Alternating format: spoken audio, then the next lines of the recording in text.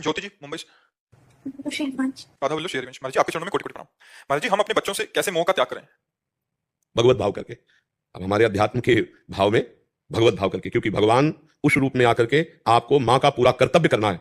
ये जो आजकल अपने कर्तव्य से चूक रहे हैं बच्चे माता पिता की सेवा से, माता पिता बच्चों के अपनी मौज मस्ती में वो बच्चों के कर्तव्य के लिए उनको प्रेरित नहीं करते। कर्तव्य प्रेरित जब तक अध्यात्म में माता पिता नहीं, तो माता पिता को नहीं पता बच्चों का कर्तव्य क्या है, केवल है कि पढ़ाई लिखाई, आध्यात्मिक कोई मतलब नहीं। तो फिर उनके अंदर आधुनिकता इतनी भर जाती है कि काम आदि दोषों से युक्त होकर व्यसन आदमी चले जाते।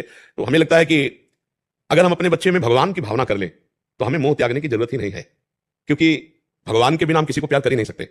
जैसे बच्चे के अंदर से भगवान चले जाए तो भला उस शरीर को हम कितने मिनट रख सकते हैं? सोचो, प्रिय से प्रिय शरीर को हम भस्म करवा देते, नष्ट करवा देते, तो उसके अंदर से भगवान चले जाते। तो हम वर्तमान में अपने बच्चे में भगवान मानकर प्यार करें तो क्या कमी हो सकती है? किसका प्रश्न था? हम कह रहे हैं कि हम एक श्री विग्रह में भगवान मानकर प्यार करते हैं तो प्राण प्यारे लगने लगते हैं। अगर हम बच्चे में भगवान को देखकर प्यार करें तो हमें परेशानी क्या है? हमें मोह छोड़ने की जरूरत नहीं है और मोह करने की जरूरत है। क्या अभी हम पुत्र मान के मोह कर रहे थे, अब हम भगवान मानकर प्यार करेंगे कि मेरे भगवान इस रूप में आए, मुझे मां का सौभाग्य दिया है, मैं मन वचन कर्म से इनकी सेवा करूंगी, बस हो गया। अगर हम एक पाषाण मूर्ति में भगवान की भावना करते हैं तो हम भगवान को प्राप्त कर सकते हैं। तो हम चलते फिरते में अगर भगवान की भावना करें, जैसे हमारे शास्त्रों में कहा गया, पत्नी अपने पति को भगवान रूप देखे, पति अपनी पत्नी को अर्धांगिनी रूप देखे, माता पिता को भगवान रूप देखे। ये सब क्यों कहा गया? क्योंकि ज्यादा बाहर दौड़ने की भटकने की जरूरत नहीं, अपने घर में ही भगवत भावना कर लो। पत्नी पति में भगवत भावना कर ले, पति अपनी पत्नी में भगवत भावना कर ले, माता पिता में भगवत भावना कर ले, तो बहुत ज्यादा कुछ करने की जरूरत नहीं। नाम जप करो, धर्मपूर्वक कमाओ, परिवार की सेवा करो, भगवान को प्राप्त हो जाओ, क्योंकि आपने भगवत भावना की। और भगवान में भी भगवत भावना ना हो तो काम नहीं बनेगा। दुर्योधन ने भगवत भावना नहीं की श्री कृष्ण चंद्र में, तो श्री कृष्ण की बात मानने के लिए तैयार ही नहीं हुआ। गए तो थे, संधि दूत बनकर भगवान गए थे और कहा था कि आधा राज्य दे दो, पूरा राज्य ना सही, यद्यपि तुम्हें दे देना चाहिए, क्योंकि 12 वर्ष का वनवास, 1 वर्ष का ज्ञातवास पूरा होते ही आपने कहा था मैं राज्य दे दूंगा, दे दो, नहीं दिया।